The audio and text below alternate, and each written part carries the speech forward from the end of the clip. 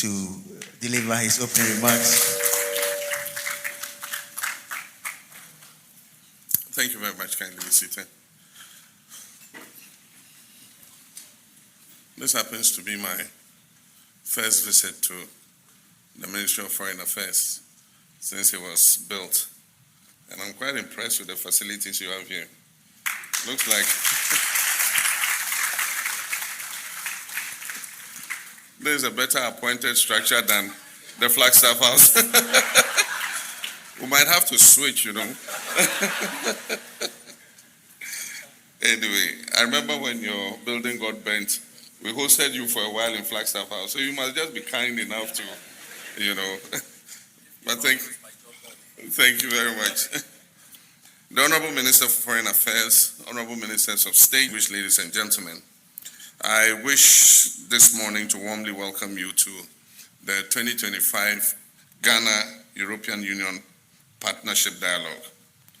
On behalf of the government and people of Ghana, I wish to express our profound appreciation to the EU delegation, the Ministry of Foreign Affairs, and all participating institutions for your dedication to this vital platform of cooperation. Our long-standing partnership with the European Union has evolved into one of mutual respect, shared ambition, and deepened strategic alignment.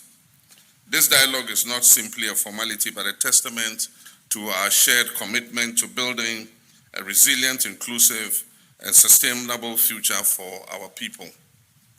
Ghana and the EU have consistently pursued a common agenda that has been rooted in our shared values and is based on sustainable development, democratic governance, climate action, and regional stability. Through this forum, we reaffirm our partnership as development allies and co-architects of a new global order that prioritizes equity, innovation, and dignity.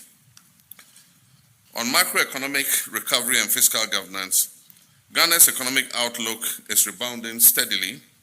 Our administration remains committed to restoring macroeconomic stability through prudent fiscal management, enhanced domestic revenue mobilization, and expenditure rationalization.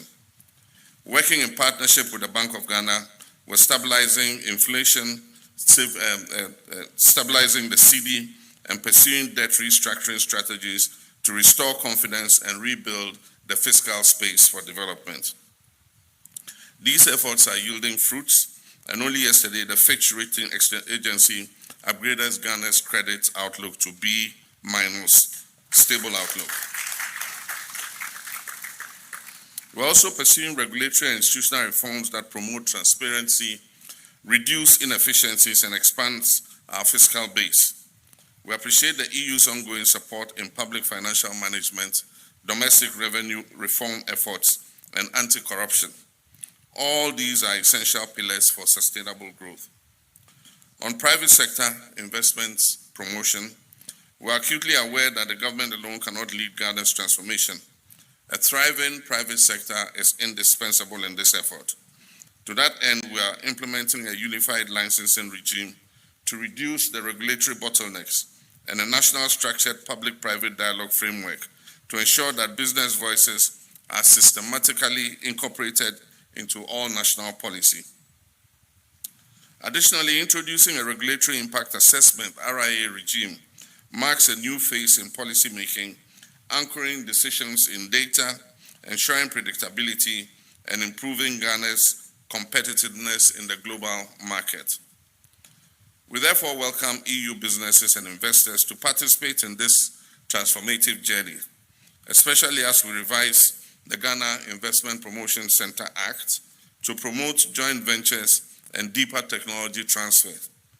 Ghana aims to become a regional hub for sustainable agribusiness, value addition, manufacturing, and digital innovation, where European expertise and capital are invaluable. On migration, governance, and labor mobility, our partnership on migration continues to be exemplary. The ATUU project, launched in March 2025 with EU support, underscores our joint effort to make migration safe, humane, and development-oriented.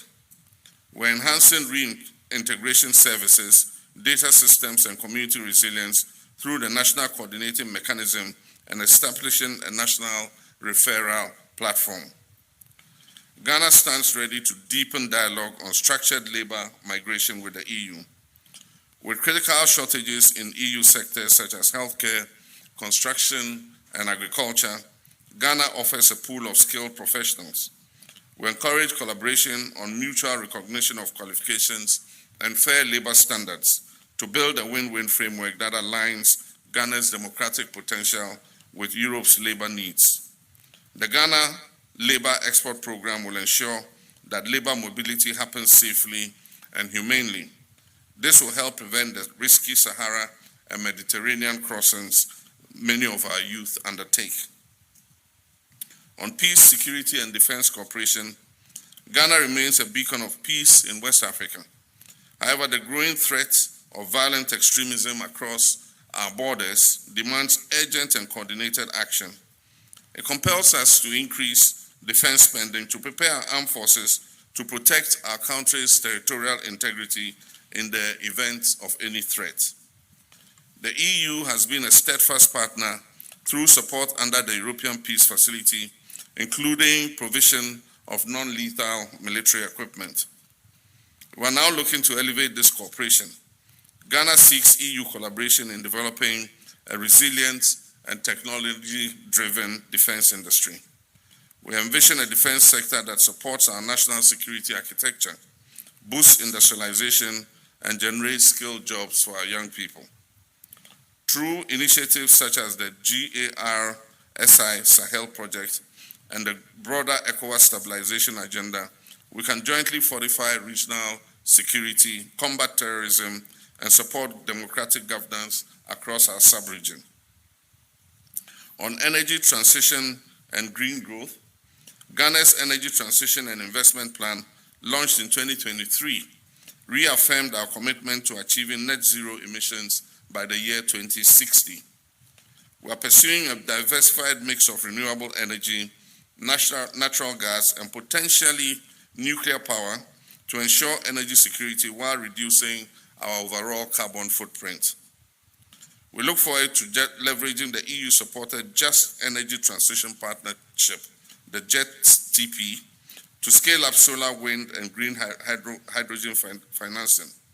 With Ghana's rich lithium and graphite deposits, we are positioning ourselves as a center for electric vehicle assembly and battery manufacturing in West Africa. We also appreciate the EU's backing for our Sustainable Cities program, especially in the northern regions of our country. This 14.7 million euro initiative is helping transform Tamale, Bolgatanga, Wa, and other regional capitals into innovative, inclusive, and climate-resilient urban spaces. On natural resource governance and environmental protection, Ghana is proud to be the first African country to issue an FLEGT, and for those of you who don't know what it means, Forest Law Enforcement Governance and Trade License. It's quite a mouthful. Reinforcing our legal and sustainable forestry leadership. We're also finalizing cocoa traceability mechanisms and reforming the Fisheries Act to lift the EU yellow card. These efforts reflect our commitment to sustainable trade, environmental stewardship, and compliance with international standards. On global governance and structural reform, let me conclude by reflecting on our shared values in multilateralism. The current global order defined by outdated institutions and an inequitable financial framework requires urgent reform. The United Nations Security Council must evolve to reflect contemporary realities, and similarly, the global financial architecture must ensure fairer access to capital, reformed credit rating practices, and inclusive debt solutions for developing countries. Ghana stands with the EU in calling for a more just and representative international system that gives all nations an equal voice and opportunity, regardless of size or economic might. Ladies and gentlemen, to conclude, today's dialogue presents a unique opportunity to assess our progress and chart the course ahead. Our agenda covers critical economic cooperation, peace, security, governance, migration, and sustainability themes. Let us approach these discussions with clarity, with openness, and a shared resolve to translate dialogue into action. The partnership between Ghana and the European Union is not just enduring, it is evolving, and let us continue to build a fairer, greener, more secure, and more prosperous future for all of us. I thank you for your kind attention. God bless EU-Ghana partnership. Thank you.